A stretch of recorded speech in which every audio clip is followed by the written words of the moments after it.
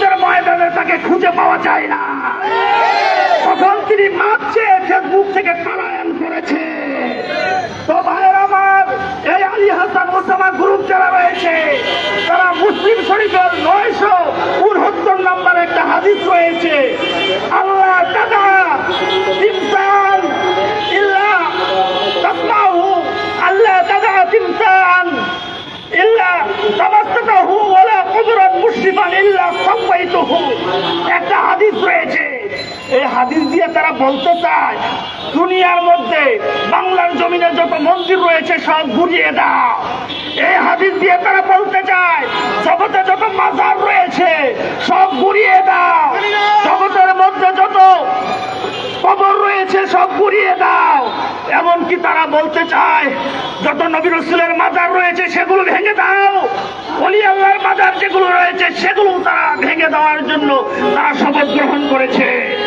তো ভাইয়ের আমার, আমি বলতে চাই আপনাদের কাছে, এই হাদিস যদি আপনাদের বক্তব্য হয় তাহলে আমি বলবো এই হাদিসটা কোরআন বিরোধী।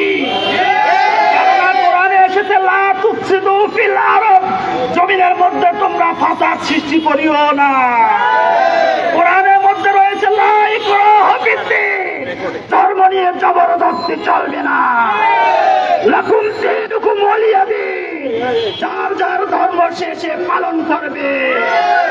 কোরআনের মধ্যে রয়েছে সূরা আনআমের 108 নম্বর আয়াত, ওয়ালা তাসুবুল্লাযীনা ইয়াদউনা মিন দুনিল্লাহি ফায়াসুবুল্লাহা আদুওয়াম বিগাইরি ইলম, আল্লাহ ব্যতীত যারা অন্যের ইবাদত করে, অর্থাৎ হিন্দু ভাইয়েরা, খ্রিস্টান ভাইয়েরা যারা ইবাদত করে, তাদের দেবদেবীকে কোরআনে গালি দিতে নিষেধ করেছে।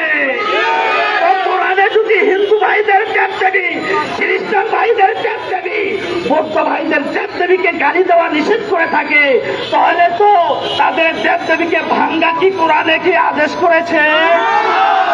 তো ভাইয়েরা আমার, আমি আপনাদের কাছে একটাই বিনীত অনুরোধ, আমি কওমি অঙ্গনের বড় বড় উলামায়ে কেরামগণ আমাকে ফোন দিয়েছে, বড় বড় আলেম আমার বন্ধুবর্গ রয়েছে, জামাত ইসলামের দায়িত্বশীল অনেকে বলেছে, ভাই এই ভাঙচুরের সাথে আমরা জড়িত